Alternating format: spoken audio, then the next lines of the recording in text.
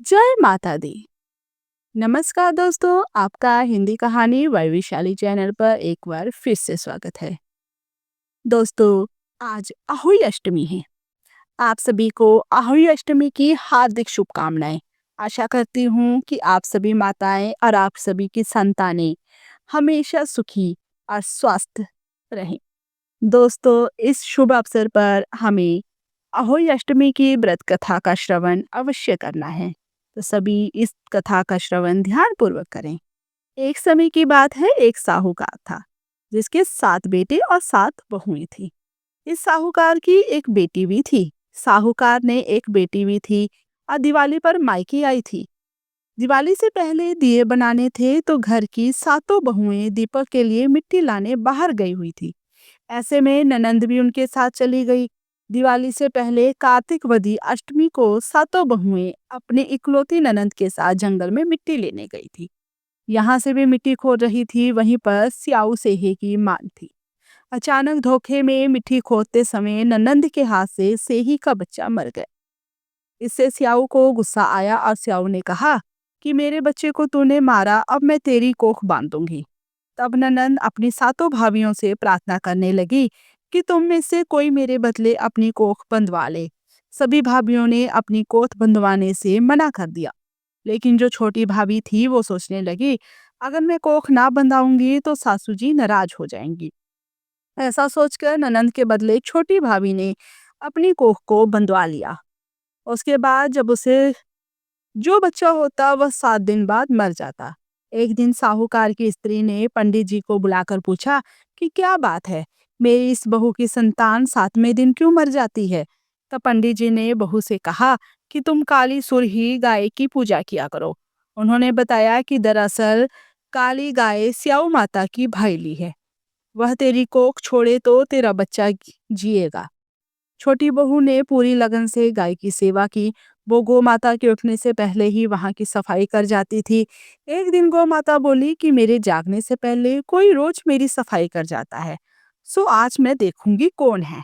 गौ माता खूब तड़के जागी तो क्या देखती है, साहूकार की बेटे की बहू उसके नीचे सफाई अधिक कर रही है।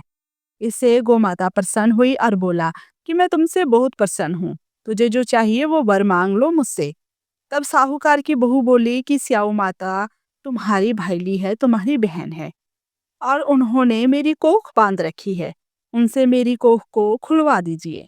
गोमाता ने कहा अच्छा। तब गोमाता 7 समुंदर पार अपनी भाईली के पास उसको लेकर चली गई। रास्ते में कड़ी धूप थी, इसलिए दोनों एक पेड़ के नीचे बैठ गई। इतने में वहां एक सांप दिखाई दिया। उसी पेड़ पर गरुड़ पंखनी के बच्चे थे। सांप गरुड़ पंखनी के बच्चों को मारने लगा। तब साहूकार की बहू ने सांप को मारकर ढाल के नीचे दबा दिया और बच्चों को बचा लिया। थोड़ी देर में गरुड़ पंखनी आई तो वहां खून पड़ा देखकर साहूकार की बहू को चोंच मारने लगी। तब वो साहूकार की बहू बोली कि मैंने तेरे बच्चों को मारा नहीं है, बल्कि सांप तेरे बच्चों को डसने आया था। मैंने तो तेरे बच्चों की रक्षा की है।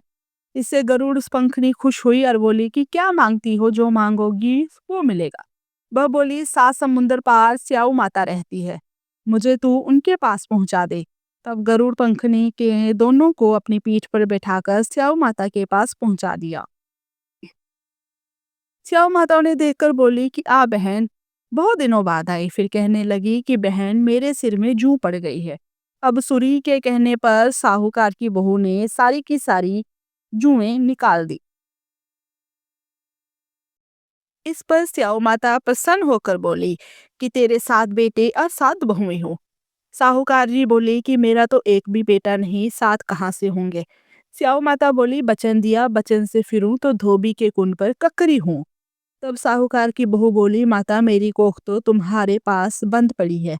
इस पर माता ने कहा कि जा, तेरे घर में तेरे तुझे 7 बेटे और 7 बहुएं मिलेंगी। तू जाकर उजमान करना, 7 अहोई बनाकर 7 कढ़ाई करना। वह घर लौट कर आई तो देखा 7 बेटे और 7 बहुएं बैठी हैं। वह खुश हो गई, उसने 7 अहोई बनाई, 7 उजमान किए, 7 कढ़ाई की। दिवाली के दिन जेठानी आपस में कहने लगी कि जल्दी जल्दी पूजा कर लो, कहीं छोटी बहू बच्चों को याद करके रोने न लगे। काफी देर तक रोने की आवाज नहीं आई तो जेठानी ने बच्चों को भेजा।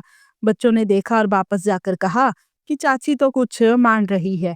खूब उजमान हो रहा है। यह सुनते ही जेठानियां दौड़ी दौड़ी उसके घर गई और जाकर पूछने लगी कि तुमने कोख कैसे छुड़ाई। वह बोली, तुमने तो कोख बंधाई नहीं, मैंने बंधवा ली। अब स्याऊ माता ने कृपा करके मेरी कोख को खोल दिया है।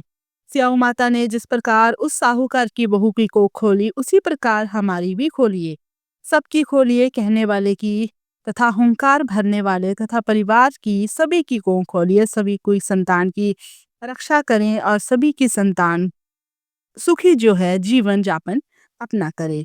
तो दोस्तों, ये रही अहोई अष्टमी की व्रत कथा। अहोई अष्टमी का व्रत निर्जला किया जाता है। सुबह उठ के हमें स्नान करके अहोई माता का ध्यान करना है और अपने बच्चों का नाम लेना है और इस व्रत को करना है। इससे अहोई अष्टमी के दिन हमें हमारे बच्चों को अहोई माता का आशीर्वाद मिलता है, स्याऊ माता का आशीर्वाद मिलता है। दोस्तों, कथा अच्छी लगी तो चैनल को सब्सक्राइब करें, वीडियो को लाइक करें और ज़्यादा से ज़्यादा लोगों तक शेयर अवश्य करें। जय माता दी।